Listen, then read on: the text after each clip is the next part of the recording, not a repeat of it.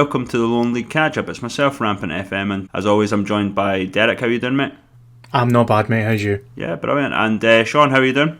I'm good, thanks. We're obviously going to be doing our rest of the league review today, teams from 7th to 15th, but we'll start with the under-20s game that me and you were at, Sean. So obviously it was for the league title, if you will. Spartans ran out 3-0 winners against Kelty Hearts, goals from Joe Tate and Cameron Dawson before the break, and a fitting finale for captain Mikey Allen sealed the win for Spartans.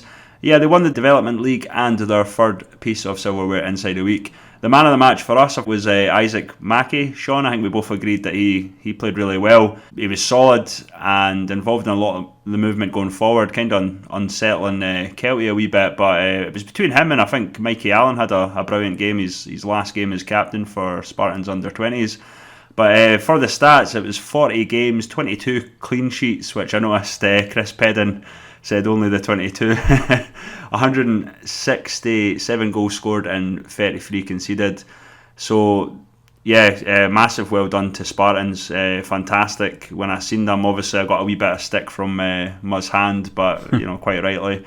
Development League Conference A champions, Development League overall champions, League Cup winners, Knockout Cup winners. We'll probably speak a wee bit more about the under-20s, probably not in this episode. I don't really think Spartans or Kelty were both at their best, in all honesty. It was a bit of a weird game. I've certainly seen Kelty play better. They were missing a few guys, but similarly to Spartans as well, because I was speaking to Josh Wishart's dad, and he was saying similar, but overall, Spartans, I think, more than deserved winners of the game, certainly. Yeah, I think over the 90 minutes, we were definitely the more dominant side.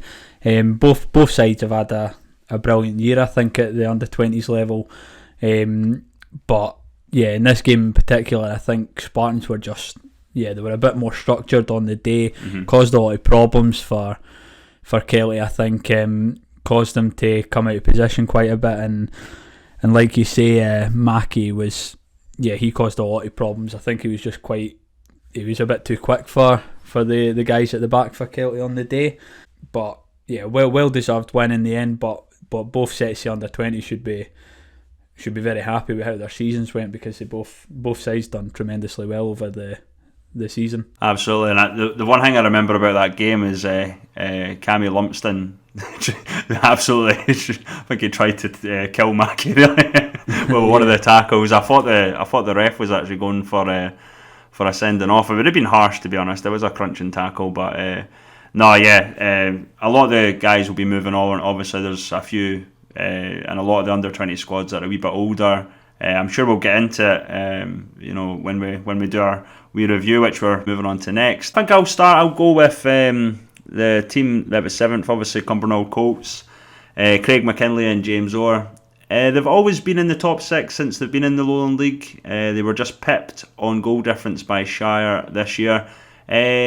We've talked about it a lot, Derek, but they kind of fell away. They only won 3 league games at the turn of the year, with a record of 11 wins, 6 draws and 11 losses. I mean, yeah, all or nothing type of team there.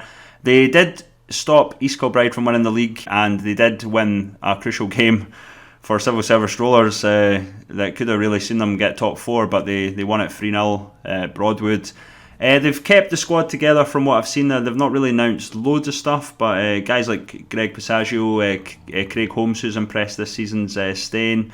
Up front they obviously have the likes of Fraser Team staying, Daniel Fitzpatrick coming in from Gretna, who's done quite well. Marty Wright's coming in from Bo'ness, so he'll add some goals, and Lewis Bonner from Stirling Uni. I think one of the standout performances in the Lowland League this season was Jordan Pettigrew, who was on loan from Livingston for Cumbernauld Colts, but they do have Jonathan Greer coming in from Fauldhouse next season. They've not really announced loads as such. I think there is a glaring omission from that team, and I think Stephen O'Neill, who me and yourself spoke to, Sean, Mr. Cumbernauld Colts, I think he's played it every season for the Colts in the Lowland League, but it looks like he's moving on. And a sneaky suspicion, I think he's probably going to another Lowland League side, but we'll wait and see. It's always tough to sum up Cumbernauld Colts, because it's kind of hard at the start of the season to work out where they actually want to get to, what their aims are. They always seem to start really strongly, kind of ease up at January time and fade away towards the end of the season. The main issue they're going to have going into the next season, I think, is the fact that Sean Brown's off, because he's just a goal scorer. Yeah. Like, you saw how bad the run they were on when he was out the team was, and him and Fraser team struck up a pretty good partnership. Yep. It seems like as well. But it's no coincidence that they've tried to address that very, very quickly, knowing that Sean was leaving. I think Lewis Bonner's a brilliant pickup. Yep. To be honest, I actually thought he might go higher up the ladder, in all honesty, but I think that's a cracking signing for them. Marty Wright, obviously, as you've said, will be relied upon to get some goals as well. But yeah, it's going into next season when there's a lot of teams above Cumbernauld strengthening. It's quite hard to see them doing any better than they've done this campaign. I don't know if you guys will agree that they'll probably be satisfied with a kind of top end of mid-table finish again coming this time next year.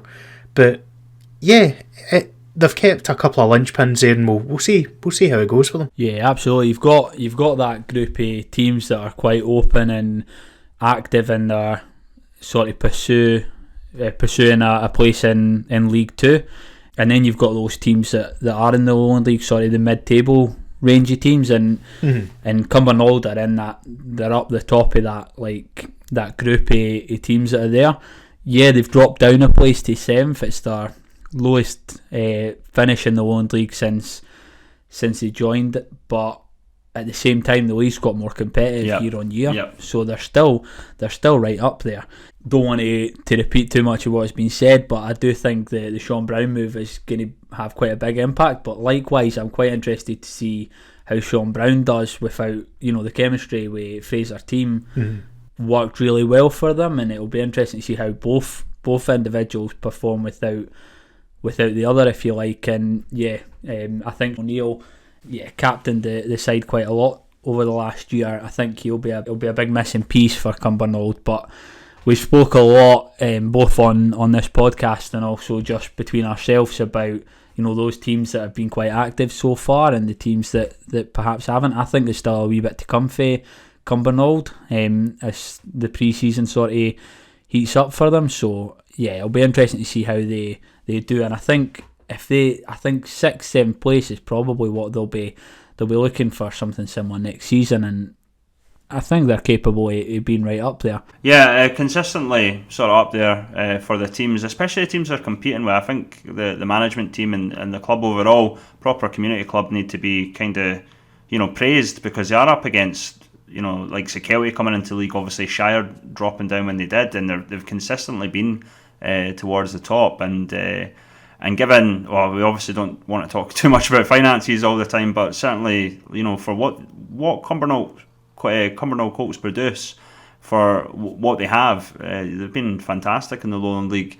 But yeah, like you said, Muzz, I think as we see more teams getting more ambitious and whatnot, I think it's going to be really hard for them to maintain that. But certainly, I know you said about Sean Brown and stuff, but Marty Wright, I think, in fairness to Lewis Bonner, we kind of know him. We know he's a good player, but Marty Wright, I think, depending on how it goes with Fraser's team, I think he'll be in amongst the goals for him, and that's what Sean Brown offered, and I think Marty Wright will do something similar. Yeah, you got to remember they had a wee bit on some of the results throughout the season. They fared on the wrong side of being lucky. A few of those draws, they should have perhaps picked up the 3 points, and a couple of those losses. I mean, towards the end of the season there, when they lost out to Kelty at New Central Park, I'm sure it was a good 3-4 minutes into stoppage time when Kelty nicked a winner. So they could have quite easily been above East Stirlingshire, but a bit closer to Strollers and Spartans. Yeah, I think the other thing we need to remember with Cumbernauld Colts is they're better placed than a lot of teams, I think, in the league to keep it consistent in terms of their league finishes, because they've got a great youth system all the way up to the senior team. And one of the things that they're consistent in doing is giving young boys a chance. So they've got reserves to fall back on if any kind of injury problems hit or any of that side of things. They don't really suffer from the same issues that other teams do in terms of having a threadbare squad, there's always somebody there to step up. Absolutely. I think another thing as well, just before we move on to Gala, I remember our first person we ever interviewed, Derek, it was yourself, and we spoke to Greg Passaggio, the Colts captain, Yep. and obviously myself and you, Sean, spoke to Fraser's team. Was there a wee bit of, a lack of belief in maybe going for the top 4, if you will? I think both guys mentioned it. I think when you spoke to Greg, Mozza, he didn't even know where Colts were at the time, and Fraser mentioned the fact that there is maybe a wee bit of a lack of belief in sense of going maybe for that top 4, whereas if you look at like the civil service strollers, they might have been pipped by Spartans to top 4, but certainly they had a bit of belief about them. Is maybe that's a wee bit lacking in Colts, do you think? Possibly. I mean, I've said it a few times and I'll probably get a bit of stick for saying it now, but they do need to lose the tag of falling away after January. Yep. That's the main thing they need to lose. Because if they keep their form consistent for the way they start seasons, they are in with a shout at top 4 Absolutely. finishes. So that's the kind of the milestone round the neck, if you will, and if they can get rid of that, they've got every chance. Gala Ferrydean Rovers finished 8th. I think they had quite a successful season for a team that they had their ups and downs, pulled off a couple of surprise wins, but at the same time probably slipped up a bit more often than they would have liked. They were a bit unlucky to go out to East Kilbride in the Scottish Cup there as well. Obviously Rory Payton was a standout player coming in on loan along with Paddy Martin as well. I think since the season's come to an end, we've discussed it a little bit. We kind of touched on it last week as well, but wanted to save the majority of it for sort of our season review this week. But it's been a bit of uncertainty, obviously, with everything that's happened. Dean Shanks moving on after, seen a bit of movement within the committee, seen a couple of players move on as well. Yeah, I think it's going to be quite interesting to see how they bounce back. They've consistently over the last few seasons, they've been one of those teams that, they've been a bit unpredictable, and I don't think this pre-season's going to be any different to their usual seasons. It's a bit unpredictable what's going on at Gala, and it's going to be quite interesting to see how they go. But yeah, as far as their league season went last year, I think they should be quite happy with where they finished up. But I think you're pretty fair enough there. I think overall they had a really decent campaign last year, after a bit of a tougher start, because they were a team that myself and you, Chris, kind of fancied early on, I think. Yep. To do quite well with the guys they'd added. They profited out of the misfortune of Selkirk, I guess, for the season before, and picked up some really good signings, Sean McCurdy and Dale Baxton and so on. We're kind of back to square one where they are just now, because they've gone and lost a lot of these guys now. And the recruitment is going to be so important for them going into the season, because if they don't get that right, they could be in a relegation battle, and that's exactly where they don't want to be after such a positive campaign they've just came off of. But they seem to be getting linked to a lot of East of Scotland players. Yep, I've heard. For what I've been looking at, and from a couple of guys I've been talking to, and that can go one of two ways. It can work really well, given that we know the standard of the East of Scotland's really picked up, but the issue you've got is if they're not quite at the level they need to be, and you find that out too late, you're a wee bit in trouble. as Whitehill Welfare found this season. So it's going to be absolutely the biggest thing going into this new season is their recruitment and a new gaffer getting it right, basically. And it might help if they keep guys like Pat Scullion, who have been there, done that, and got a wee bit of experience as well. Yeah, I agree. I mean, obviously I've said a lot about Gala on the last two pods, but they had a good season considering they had a lot of injuries towards the end. They done really well to finish where they were. Obviously I've spoke a lot about Dean Shanks and stuff. I did message him. I don't think he'll mind me saying, just seeing how you doing sort of thing. But it's a strange one for me. I've probably said it over the last two pods, but they've lost a lot of players, a lot of what you would consider probably their team. Darren Smith, Sandy Cunningham, Dale Baxter, Craig O'Reilly's left, Ryan Stevenson's left. I am worried about them in a sense, just as what you mentioned, Moz. Obviously I've heard things as well. The thing that gets me, obviously we're not on this to criticise clubs, but there was a comparison you made about obviously Berwick. Rangers, they had lost and changed a lot of board members and stuff coming down to the Lowland League. The thing that got me about that, and I actually thought about it the other day, but I was thinking it's not really the same, because Gala never had a terrible season. You know what I mean? They had a really good season, and there's one or two things of why I think that might have happened. I think possibly like the likes of us and probably everyone else. Dean Shanks leaving, fired or sacked or whatever, but it is worrying for me, because as you say, Muzzle, depending on the recruitment, I just don't see them pushing past 8th. And if Dean was there, I'm pretty sure there would have been players that would have stayed and whatnot, and maybe they were going to push further next season. But I guess we have to wait and see really what Neil Hastings can bring to the table. Yeah, that's the thing. He obviously deserves his chance to go and put his own stamp on it, bring his own boys in and see where they go. I think their big miss is this campaign's going to be Ruru Payton, though. Yeah. Because he's now getting touted for loan moves at kind of League One Championship level, which tells you how much he's developed when he's been at Gala. Airdrie, I heard. Airdrie was the name I had heard as well, yeah. So they're going to have to get goals from somewhere, and that's going to be the key thing to plug the gap, basically, going into next season. Sport basically started this kind of off-the-field campaign that they want to get up into the leagues and so on, and they've got a 5-year plan of what they want to do.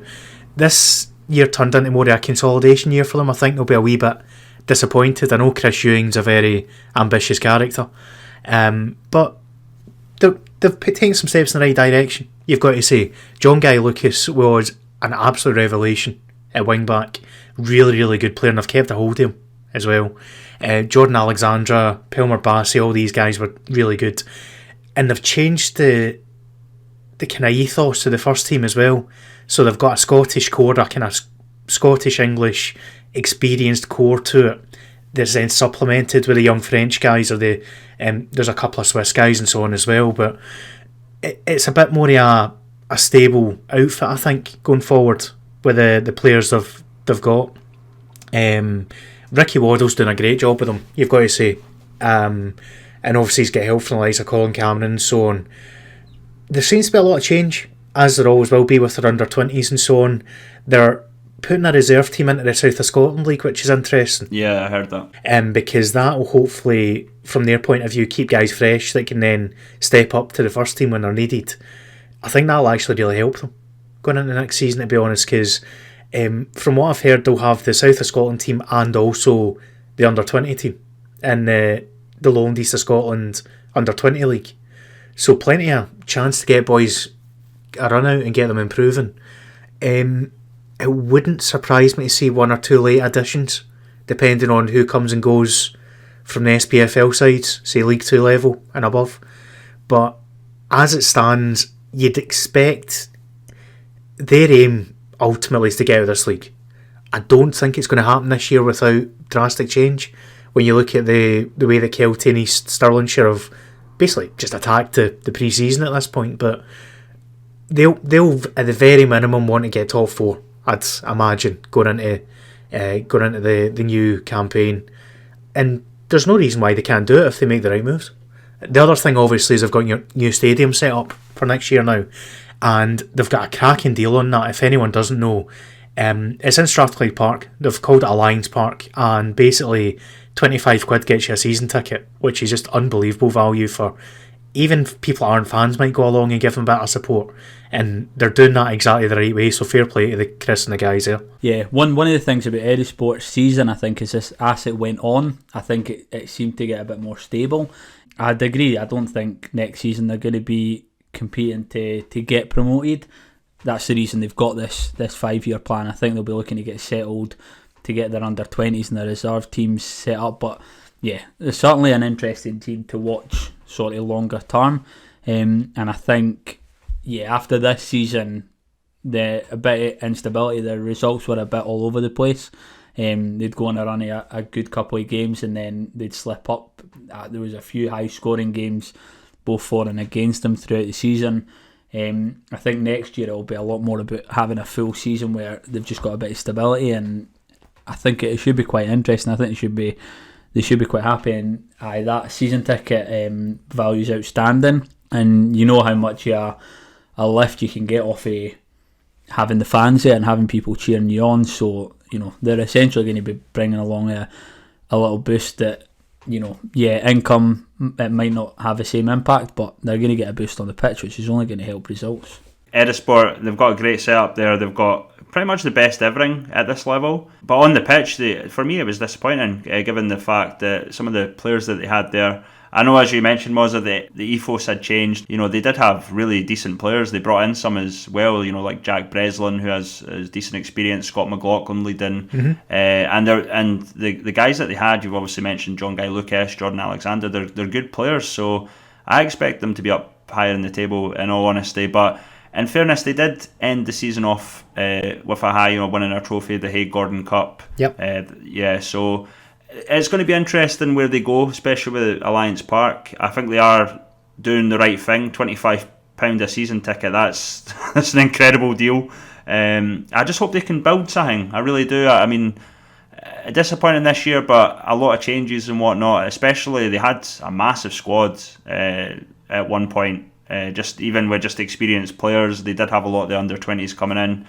But I think South of Scotland, under-20s, the whole dynamic's going to change next season. Hopefully they can find stability there, and hopefully they can be a challenger. Is what I want to really see from them. Yeah, I think that's fair enough, and that's probably the way they'll be looking at it as well. So what we'll probably do, guys, we'll probably cover both the uni teams since they were 10th and 11th respectively. First of all, University of Stirling, they did really well in the cup competitions. Their biggest game, probably in the club's history, in the Scottish Cup versus Elgin City. Obviously, they lost 4-0 back in November, but fantastic to get to that point. They done well in most of the cup competitions, actually. Quarterfinals of the Football Nations. I know Chris Geddes doesn't want to see them as a cup team, obviously, but the most important thing is obviously the programme working well. I'm paraphrasing here a wee bit, but I think he was really pleased how the season went. I think he was probably a wee bit disappointed in the league. I think we have to judge uni teams at a different standard, basically, because they do play so many games. And obviously Stirling Uni, I think, played over 50 games this season, and Chris Geddes, obviously, I don't think he gets much of a break, to be honest. He's always at a football game during the season, I noticed, and he's obviously got the under-20s and stuff as well, so it's a full-time job at being a uni coach, I think. Mentioning the programme, obviously, Lewis Bonner to East Fife, Blair Lyons to Montrose, Rory McEwen to Elgin. A lot of the guys will be leaving, and there's a few guys obviously leaving Edinburgh Uni as well, but overall I think they'll be happy. Chris will be happy with the work done there, and obviously people like Gary Caldwell, the chaplain, and David Chandler, obviously always a huge amount of effort back of the club as well. For Edinburgh University, they fell away second half, but they did enough in the first half to obviously I think a respectable finish is what I would say, because I think a lot of people were expecting them to be a bit further down, but they went on a bit of a losing streak towards the end of the season. They did lose out in the uni battle in the league to Stirling Uni, and but again, similar things. It's obviously Dorian has done a fantastic job all in all. It's similar to Chris Geddes. It's got to be tough with all the games, and obviously the crop of boys coming in as well. Yeah, the uni teams, I know a lot of people give them stick and stuff, but for me I think it's an interesting dynamic in this league, and I don't think there's harder working coaches than Chris Geddes and Dorian Agunro in this league, let's put it that way. I mean, it's all very well giving them stick, but they are where they are in merit. Exactly. You've just said it, they're 10th and 11th in a 15-team league. They survive comfortably, and they've done it year on year. And Chris Geddes and Dorian Agunro have both done fantastic jobs, respectively. It was a bit of a tale of two halves for both of them. Edinburgh started much the stronger, ultimately, but I think Stirling came back onto a bit of a game towards the end of the season, and as they stopped having about 2 or 3 games every week, it looked as if it helped. I think they did seem to drop a lot of points as well.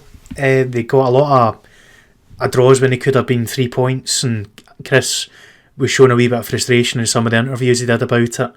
But yeah, you can understand that.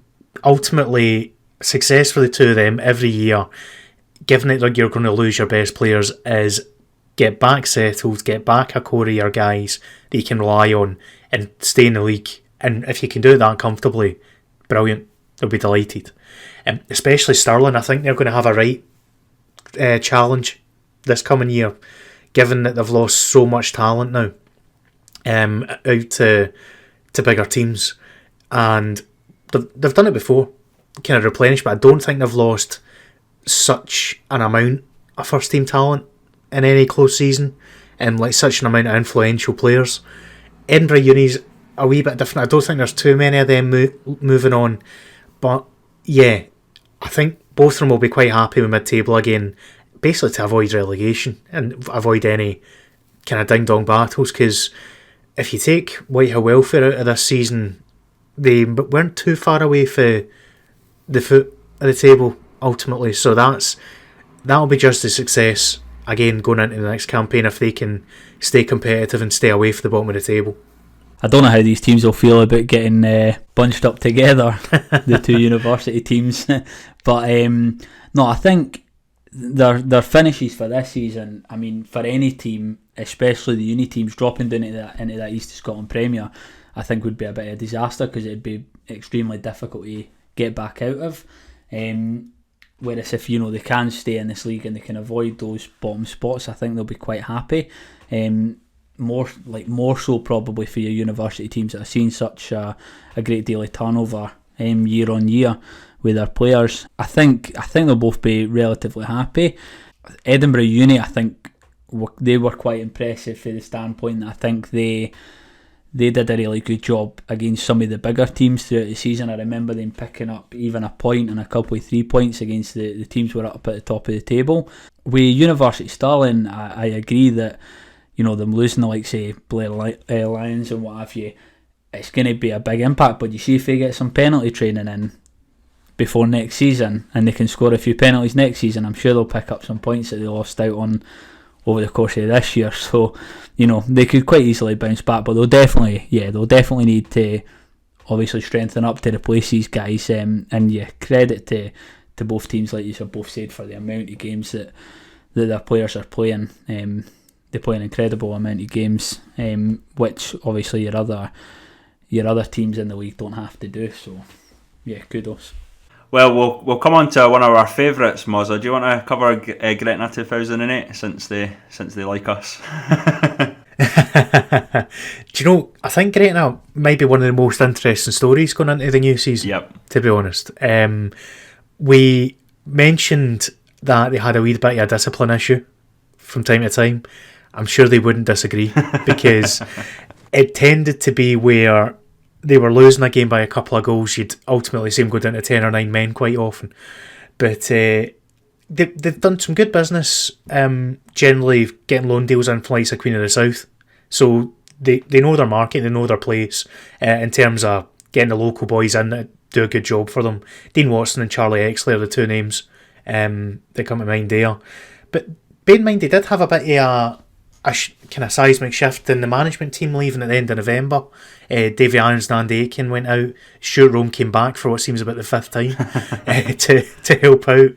But interestingly enough, now that they've got Chris Humphrey in, they're probably more stable than they've been in a long time going into a campaign. There's already a core of players there, assuming they stay on, and it looks like, from what we've heard, that they will be the likes of Kev Connolly, Jack Hunter and so on. They've made a very interesting signing already in O'Dane Demar. Yep. The Jamaican international centre-back. Obviously Chris Humphrey using his contacts here, but if he keeps using those kind of contacts, and he's already got a game with Motherwell planned up as well, don't be surprised to see a couple of young boys coming in on loan from Fir Park, is the other thing that I'd keep an eye on there. But yeah, like in past years, Gretna have always seemed to rely on signing up guys for the lower English leagues, kind of the northern leagues in England. I don't think they'll be that restricted now with Chris. Chris has obviously vast experience and vast kind of networks and contacts there.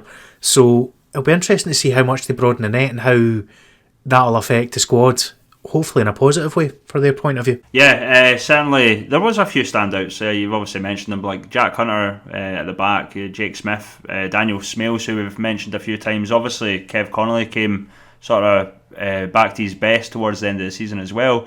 They've not really announced much in terms of squads. I think they're waiting, like some other teams, obviously, till maybe the registration time in July. But yeah, I completely agree. I think Chris Humphrey, don't know if he's going to be a player manager yet. We don't know that, but certainly, I think you're right. Interesting one, and certainly we'll know about it if they keep at us. To be honest, Eric. But you're right. They did go a fair few months without a manager. Obviously, Stuart having to sort of take reins till the end of the season. I think that was February time, so that's 3 months without a gaffer.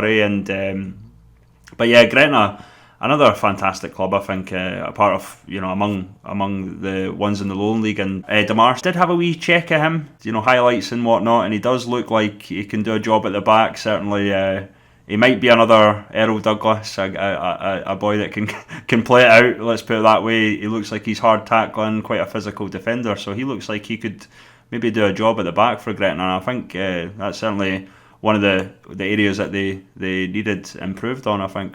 Yeah, I think one of the tricky bits for Gretna, like you say, was just recruiting those players, and I think Chris Humphrey's going to go in there and add that missing piece for them that's going to help them maintain their place in the Lowland League moving forward. It'll be interesting to see how he does. He's obviously a big name, but as far as I'm aware, this is his first sort of venture into full-on management.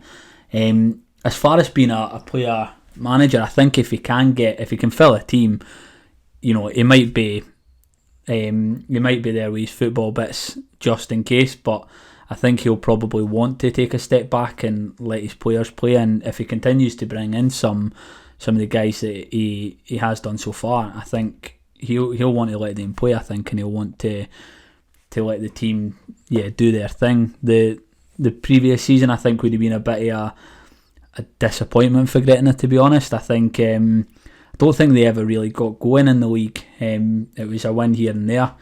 They didn't really manage to string enough games together to kind of fight up the league. I think that kind of cut-off did come around about 10th place for sort of that next group of teams, because it was quite, it wasn't too much in it between sort of Dalbeattie and the uni sides. So, they did quite well at one point they were right in there for finishing in 14th place, and they managed to squeeze out some good results towards the end of the season and climb up a couple of spots. So I think they'll be quite happy, and they'll be looking forward to. They'll definitely be a team that aren't focused too much on last year. They'll be looking forward to next season, because I think there's a fair bit of change coming at Gretna.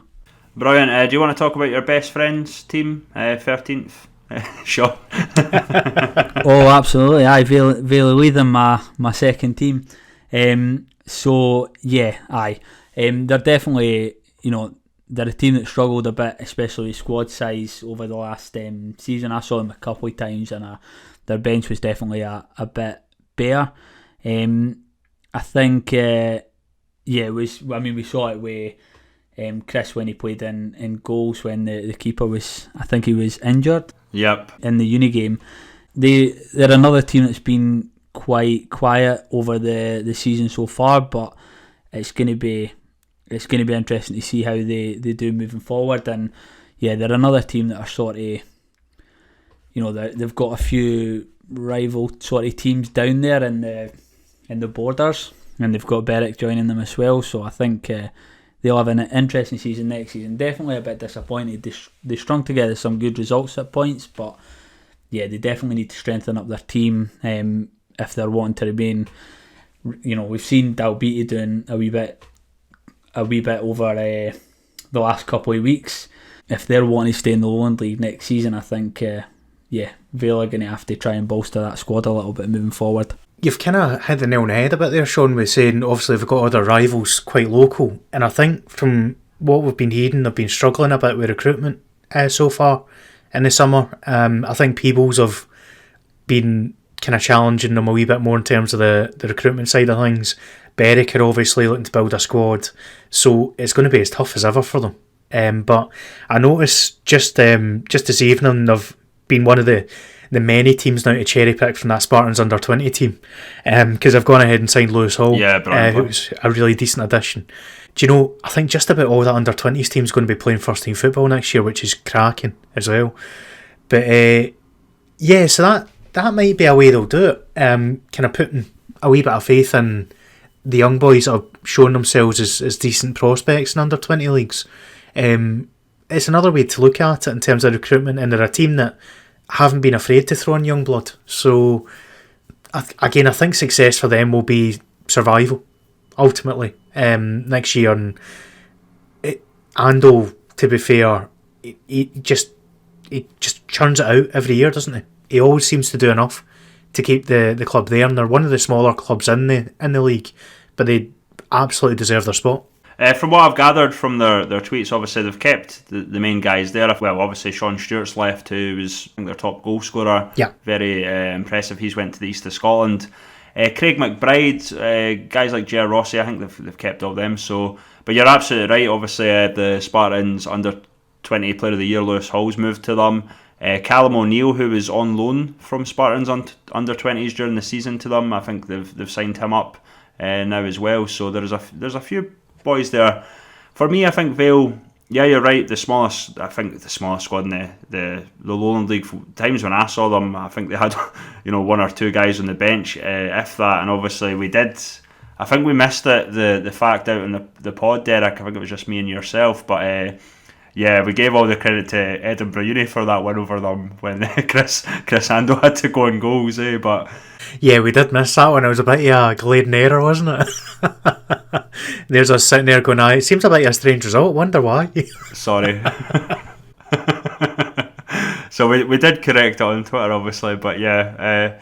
Vale, we've mentioned that it'll be interesting to see if they keep the same formula like they did this season, with high scoring games, very entertaining. At Vale leaving either for or against them, unfortunately. But I think Ando has to be credited. It's one of the harder teams to manage, I think, given where they are. And now that they've got increased competition from the likes of Berwick, Peebles you mentioned, obviously he's bolstered his backroom team with the appointment of ex-Peebles Rovers manager Alan McDonald to help him out there. So yeah, I hope Vale kind of progress, but it's going to be very, very difficult, I think. Yep, absolutely. So we'll get into Dalbeattie Star. So Dalbeattie boys, I quite like Dalbeattie Star. I'm quite pally with a few of the boys there, I think. So always a bit of banter. I don't know if any of you saw what Greg Forborn had to say about East Stirling. East Stirlingshire's signings. I've seen it. He's been absolutely loving Queen of the South announcements as well.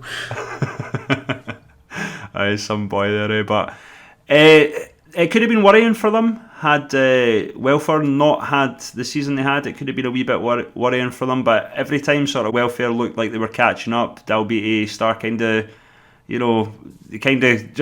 just put distance between themselves. They've kept the team together. I think they've not really announced as much like other teams. I think they're waiting maybe for registration. I think they mentioned that in one of the statements they said. But certainly everyone's they're probably the least favourite journey in the league, the camel trek as it's called. Makes it hard for Dalbeattie. I said on the last pod, obviously, Richie Maxwell, who's taken over from Darren Kerr, he's going to have a tough time, I think, getting players there and whatnot. But were they a wee bit fortunate to stay in the league? To be honest, I don't think they were fortunate to stay in the league. I think they did everything that was asked of them. Ultimately, alongside Vale leading, they've got arguably the smallest squad in the league. And any time that it came down to a do-or-die game, they pulled it out.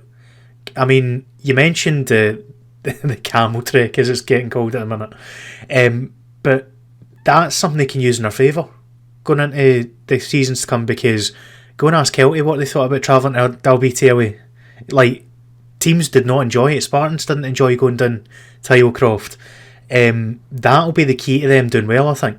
A good home record, because teams, if they already don't like the trip in itself, so if you can turn Highcroft into a fortress, you've got every chance, no matter who's in the league, Well, you mentioned it obviously, Derek, but towards the end of the season they did go on a wee bit of a run. Yep, absolutely. They obviously they beat Kelty 2-1, they beat BSC 2-1, and they drew with Stirling Uni and Spartans. So there is a wee bit of promise there, I think.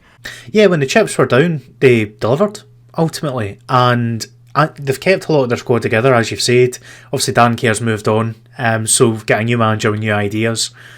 I'm interested to see how it goes, to be honest. Yeah, I think it is going to be an interesting season for them. I was on the trip down for Kelty when we went down to Islecroft, and I think it was close to midnight when we got back. So I can attest to it's definitely a trek to get there and back to watch a game.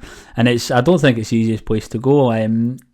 Dalbeattie did a really good job last season of, when you do look at your Vales, Whitehill, even some of the uni teams, there's a lot of high scoring games. That wasn't so true with Dalbeattie. I think they were quite a solid team at the back. Yeah, they really managed to basically hold it together when teams were going up against them. You can say all you want about the fact that they were lucky Whitehill didn't have the best season, but like you say, that run of games against Kelty, BSC and Spartans was incredible for a team that finished 14th in the league. They kind of showed what they could do over that short stretch of time. They'll definitely need to up their game, I think, next season, because the league's only going to get tougher. With Berwick and Bonnyrigg Welfare getting thrown into the mix, they're going to have to really go after it over the rest of the pre-season to get ready for next year. And finally, Whitehill Welfare. 3 managers during the season. Yeah, they didn't have the best of seasons, obviously. There was some standouts for me. I think Kieran Somerville, Kev Keane, Ross Jordan, who's obviously moved on to Kelty. He done fantastically well in a tough situation.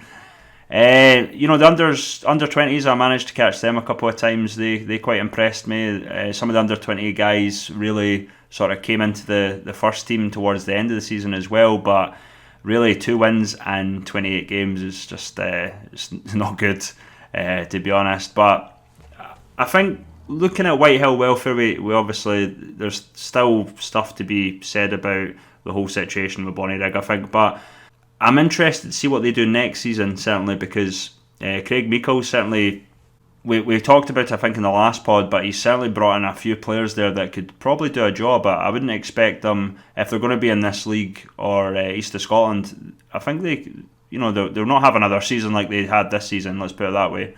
Some of the guys that they brought in, Ainsley Hunter, formerly of Vale Leaving, he's going to be a player coach as well, so they've definitely got experience there, plus adding the element of guys that can get them goals like Stephen Froud and whatnot. So Whitehill, I think they're definitely going to be moving up from where they need to be, basically. Yeah, I'd agree with that. I think they've got a better squad going into the new season, regardless of if it's a Lowlands campaign or an East of Scotland one. As we're recording this, the SFA AGM has just happened, so we've still not got any idea what's happening with regards to promotion relegation. So just in case you're listening to this after it's been announced. Yeah, so it's a hard one to sum up without sounding too harsh. The season I've just had. I mean, the only other thing I'd mention about their under-20s is they put Gretna's disciplinary to shame. So that was a wee bit of an issue for Welfare as well. But the whole club just seems a bit more stable now from the changes I've made. And they've put Kenny in charge of the under-20s now, who's a very, very capable coach. He got a bit of a bad run of things in his first managerial gig. He was still a young lad. He still is, just a young lad. So hopefully that won't set him back at all, and he can get all the experience he needs to step up and get back into Lowland management at some point.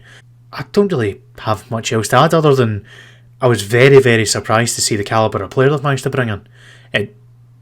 If you'd asked me a few weeks ago, I would never have seen them signing a top scorer for East of Scotland League or anything like that. So fair play to them. They've obviously sold the club well enough, especially coming off that kind of season, that they've got players buying into what they're going ahead with.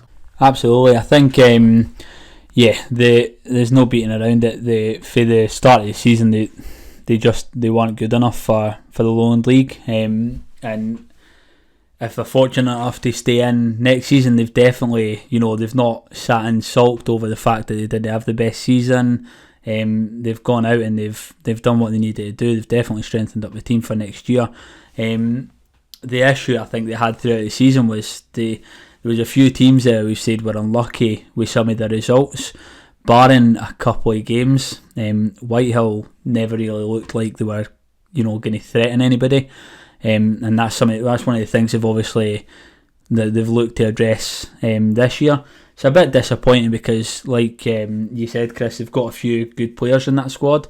So it was a shame they couldn't gel and get the chemistry that would have allowed them to pick up a few more points throughout the season. But moving forward, I think they're a team with a lot of history, and they'll not be looking to go into freefall after this what was ultimately a really poor season for them. They're going to be looking to bounce back, whether it's to be competitive in the East Scotland Premier or to come up to Lowland, try and secure their place in the Lowland League, and then to build off that moving forward. Yeah, also on the disciplinary record, I follow Grant Sanderson. He's obviously moving on to Pennycook under 20, so I'm not going to say too much about that. Me and Grant get on quite well, so pays to have a pal. But no, I think overall the roundups, I think we were quite fair. I mean, I think we'll give a wee shout out to Selkirk, obviously, considering they were a part of the league at the beginning. Obviously, just a terrible thing that happened to them. Derek, we obviously discussed it early on. It's a shame they couldn't come back. As what is, we obviously move on. We've talked about it. It's probably one of the harder things we've had to talk about during the duration of the podcast. But death of a football club, one that was 1880, I think it was. It's sad, but yeah. Well, we move on to next season, really, don't we? Yeah, and at least Selkirk Vics are kind of keeping the football going in the town itself. And from what we heard, they're still making use of facilities. So that's the main thing. The community's still got a team to rally around. So that's us done a review of all the teams this season in the Scottish Lowland League. We probably will discuss different things over the piece. I can't guarantee it'll be next week or the week after, because we obviously don't want to do our previews too quick, obviously, considering that there's going to be a lot of announcements over the next few weeks from different teams. I did see Thomas Collins reply to my tweet, Mozza. Yeah, no, I appreciate that. I wasn't really a dig at BSC. It was just say I'm ready to do the work for your Wikipedia if you let me know what's happening. Well, we discussed this the last time though with the roundup though. I think what I said seems to be bearing out, that they're pretty patient. Yeah. Got the core of the team, they're quite happy to wait and see how things develop and pick up the occasional signing here and there, but there's no rush. So yeah, that appears to be the way that things are playing out as well. Although I like Thomas. Thomas is a really good guy. I wouldn't agree with the sentiment.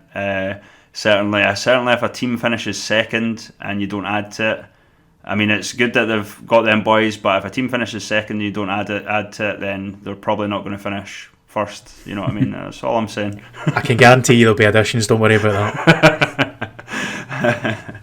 Yeah, I was a wee bit of fishing there, but so we actually forgot plugs last week, Mozza. I know you were heartbroken over it. Do you want to go first? Still stewing, mate. Still stewing. But as always, at Mozza Plays, 2 Z's in there. On Twitter, and then you'll find everything else through Twitter, basically, for me. And I'll throw it over to Sean. Yeah, you can find myself. It's at SpedandSean on Twitter, and you can obviously find us on Facebook, Lowland League Catchup. And at Rampant FM on Twitter, and you can find the Catchup at Official Catchup on Twitter also. So, we don't know when we're going to have the next pod out. There's a lot of things happening, obviously, in the league in terms of teams doing transfers and whatnot. So it might not be next week, but we'll certainly be back, possibly, in the next few weeks and whatnot. We'll try and keep you updated on Twitter and Facebook what's happening. We obviously want to thank everyone for their support, the players, the gaffers, everyone we've done interviews with over the course of the season. The league for their support, obviously, people like George Fraser, everyone that just really gets involved and interacts, much appreciated, and we obviously always appreciate the support. Until the next pod, we'll see you soon. Catch you later. See you later.